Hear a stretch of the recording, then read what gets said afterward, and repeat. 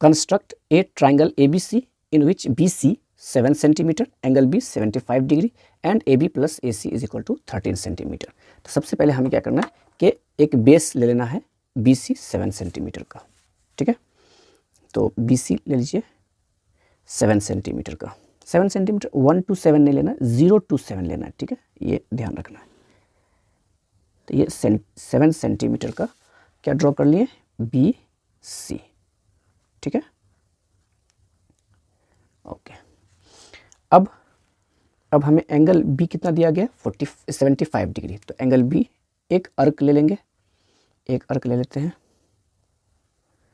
75 degree का angle कैसे बनेगा, 60 और 90 पर से रखकर काटते हैं तो हमें 75 बनता है। तो इसके लिए सबसे पहले एक अर्क ले लिए, अर्क लेने के बाद इसे बड़ा छोटा नहीं कर सकते हैं आप। पहला अर्क 60, दूसरा 120, दोनों पर रख के काटेंगे 60 और 120 पर, तो ये बनेगा 90 डिग्री का, ठीक है। तो हमें 90 चाहिए 75 बनाने के लिए, तो ये एंगल सपोर्टिंग के लिए बना रहे हैं, इसलिए इसे डॉट लाइन से आप खींच दीजिए। ये 90 वाला पॉइंट हो गया और ये 60 वाला पॉइंट हो गया। तो 90 और 60 पॉइंट पर से दोनों को आप सबसे पहले मेज़र कीजिए कितना बड़ा है, ठीक है। 60 और 90 वाले पॉइंट पर रखकर जब हम काटते हैं तो हमें 75 डिग्री का एंगल आता है। 60 पर रख के काट दिए और इधर से 90 पर रख के आप इसे काटिए, ठीक है।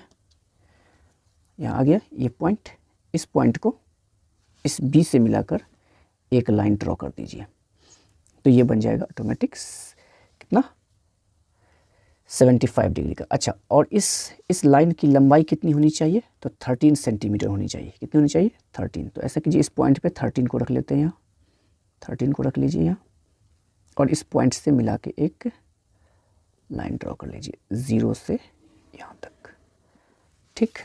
तो ये 75 डिग्री का एंगल भी हो गया और ये दोनों, ये साइड की लंबाई कितनी हो गई 13 सेंटीमीटर। अब क्या करते हैं, इस पॉइंट को इस पॉइंट से हम मिला देते हैं,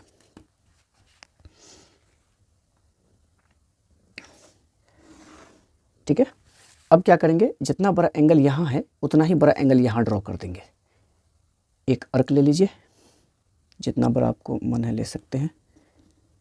एक अर्क यहाँ काटेंगे, वही सेम अर्क इसे बड़ा या छोटा नहीं करना है, यहाँ C पर रख के भी काट देंगे, ठीक।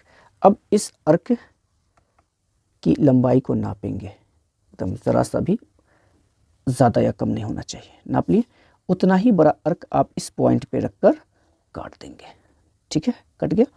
अब क्या करना है, हमें इस पॉइंट से इस पॉइंट को मिलाकर एक लाइन ड्रॉ कर लेना है, ठीक है।